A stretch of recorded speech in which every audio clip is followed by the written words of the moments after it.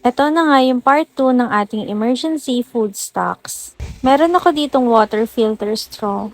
Kung wala ng mineral water, pwede mo nga itong gamitin bilang straw para i-filter yung tubig. Meron ulit ditong sports water para siyang Gatorade pero ititimpla mo siya.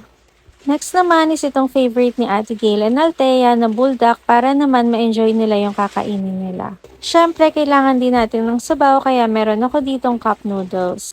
Creamy seafood nga yung flavor nun at meron din ako ditong cheese flavor.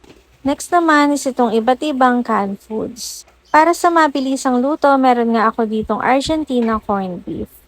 4 na nga yung binili ko para medyo madami yung stocks ko. Next naman is itong favorite din ni Ate Gail and Althea. Nakuha ko nga lang ito dun sa aming pantry. Kung hindi na nga makakapagluto, meron din ako ditong stocks na pork and beans. 4 na nga yung binili kong ganito kasi gusto din namin to ni Sir Amo. Next naman dito sa ating storage box is random na mga tuna. Meron ako ditong Bicol Express tuna. And naglagay na rin ako dito ng tig 4 pieces na plain century tuna.